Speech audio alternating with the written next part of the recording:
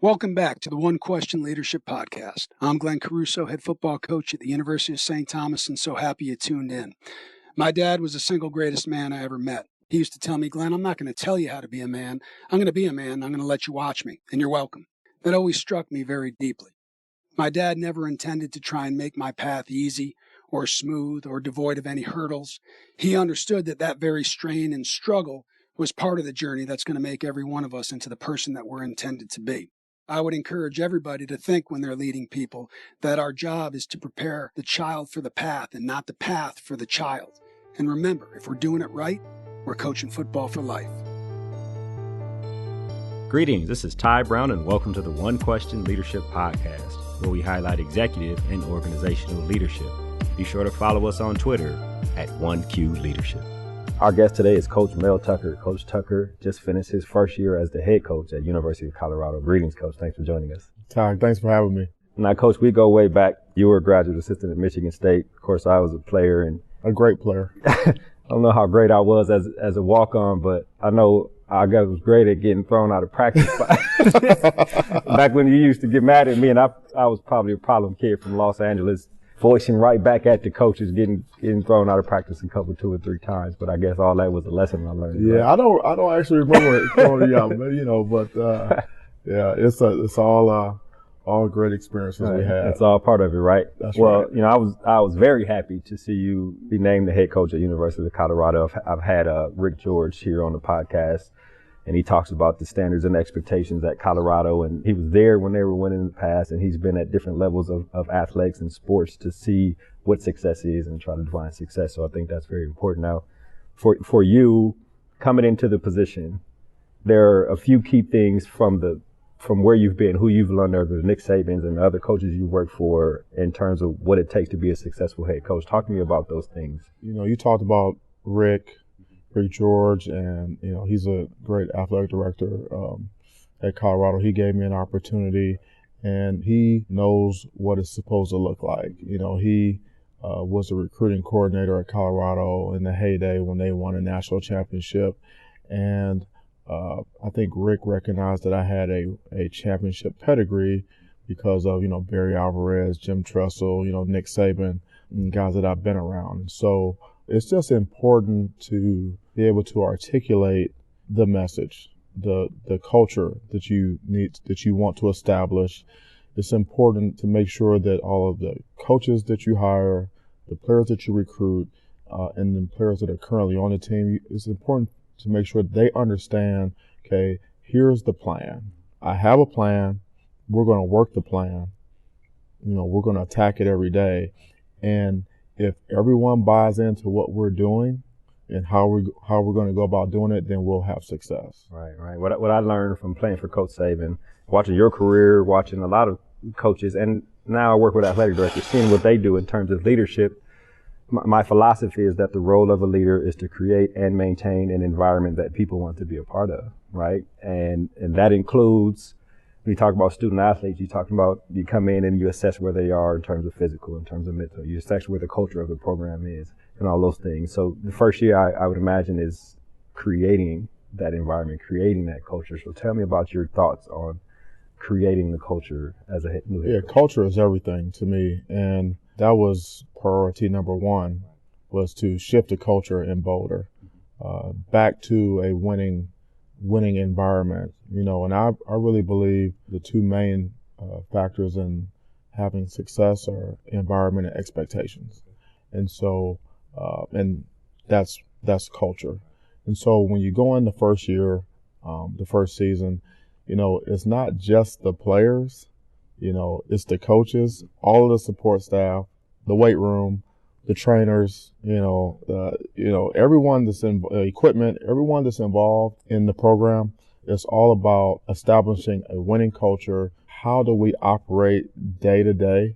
It's not just slogans and words on the wall.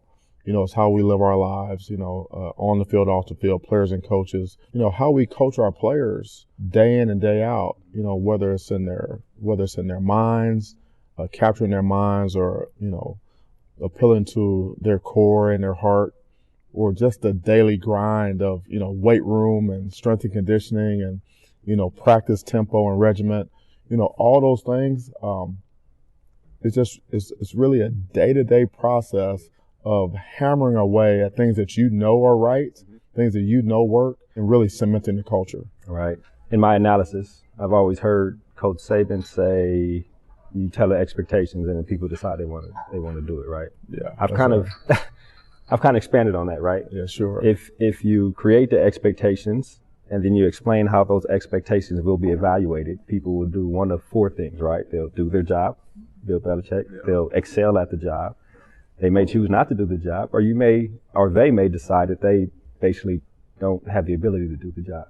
So when you talk about expectations, defining it for everybody in your organization, I imagine when you interviewed staff, when you talk to players in recruiting, when you got players on your team now, expectations is probably one of the most important things because you've been around some of those. Yeah, you have to set the expectation like right off the bat, and you have to set a very high bar. And I never hesitate to tell the coaches or the players or anyone that's involved or is listening that our goal is to win a championship.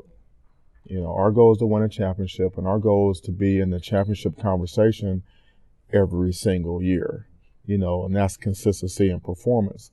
And this is how, we'll be evaluated, whether it's wins and losses or how we conduct ourselves, academic progress, all those things. I mean, there's an evaluation, and you're going to be evaluated every day, and you have to prove yourself every day. And you're exactly right. That type of environment and expectation is not for everyone. I'll tell the players, I say, it's okay if this is not for you. Just let me know. And, we'll find a situation that may be better suited for you. But the expectation here and how we're going to go about getting there, those things are non-negotiable. Now, when you talk about creating an environment, you also have to talk about maintaining that environment, right? And developing the program. And so first year is creating. You might go into the second year still in the process of transitioning from creating the environment to maintaining the environment. But tell me about your process of developing and maintaining a successful environment now that you're going into year two. It's really about, development, players and coaches. You're going to make probably the most improvement from year one to year two. So everyone in our organization now understands what the expectations are, the method of operation, how we're going to go about our business, and the foundation of our culture has been laid. So really it's about, we have 2 recruiting classes under our belt. How do we develop those players that we've recruited? Right. They're our guys. Okay. How do we get them better day in and day out, on and off the field? How do we get better as coaches? How do we develop our scheme? Our offensive scheme, defensive scheme, special teams. How do we develop our scheme so it best suits our players and the guys that we've recruited? And it's going to be most effective versus the teams that we have to beat that are on our schedule. So whether it's strength and conditioning development, X's and O's scheme evaluation, academic progress, it's all about building on the foundation that we have laid and developing our players 360 degrees in every area so they can reach their full potential. Right. Well, one of the things you taught me when you were a graduate assistant at Michigan State was, I told you who I was hanging out with, right? And you were like, those are good guys to hang out with because of, who you hang out with is who you're affiliated with, and how they act is probably going to be how you act or how people are going to perceive you act too. So that was very important. I imagine that's one of the things you teach some of the players you're around too. Yes. You can tell a lot about a person by the company that they keep. Right, exactly. And it's very important if you're going to develop, as a young man, you're going to develop as a football player, you're going to develop as a coach. It's very important that you surround yourself with good people that have, congruent values and are aligned in terms of goals with what you want to do, and that's really and that becomes part of your environment, And so if you surround yourself with good people, like-minded individuals that are very positive and are about being successful, on and off the field, personally, professionally, that gives you a better chance to reach your full potential. Yeah. I want to ask a couple questions here about you specifically. We get into. You play football, you learn about communicating with your teammates or on the field when things are happening. when you're young in your career, you got to communicate with the guys you're coaching or with the staff you work for. But as you progress to now a head coach, communication is of the utmost importance to the people that you work for and with, and also to the person you report to. Tell me about learning that aspect of the job as you're reporting to the athletic director, and how that has evolved in terms of successful communication with the athletics director. Yeah, I believe in over communicating and semantic responsibility. I'm responsible for what the words that come out of my mouth. Exactly. And I understand as a head coach that my words mean a lot, and mean more than maybe as a position coach or a coordinator. And so everyone wants to know what Mel thinks. It's important, yeah. And so in communicating with the athletics director, I think it's important for me first and foremost to be a good listener.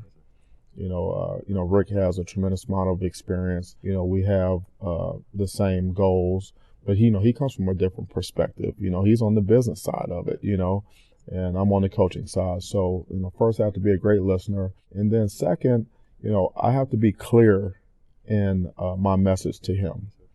So there's no confusion. Clear about the direction of the program, things that I need more of, the type of support that I need, things that I'm happy with, things that I'm not happy with, and communicate clearly, areas of the program where I feel that Rick can help me the most. And so just over communicating, never taking anything for granted, and in my mind, when in doubt, communicate. Yeah, right, exactly. You mentioned one thing there that I want to ask this final question here about. You're talking about everybody wants to know what Mel thinks, right?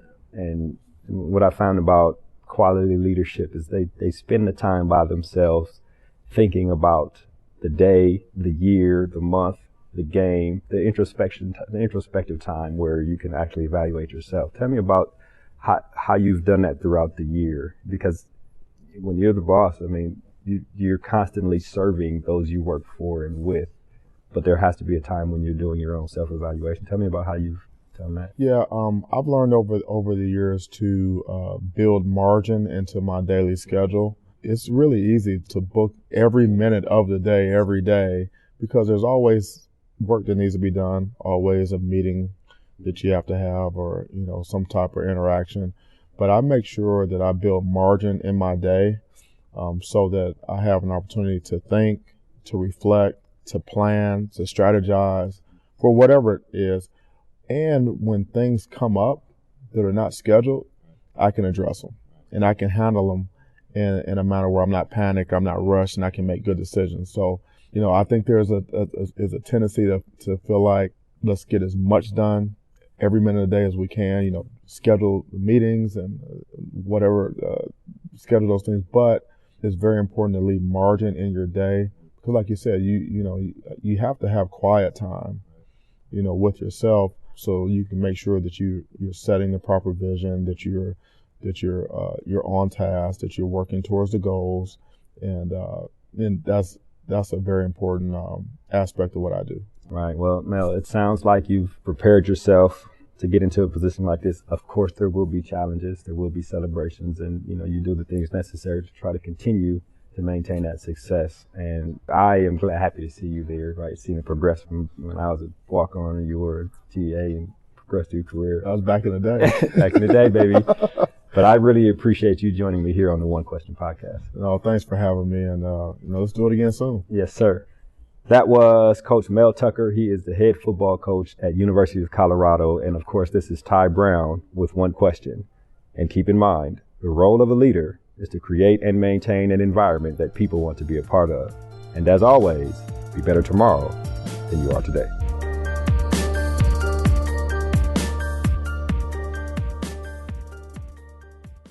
This episode of the One Question Leadership Podcast is produced by Spades Media Group, solving problems using creative leadership.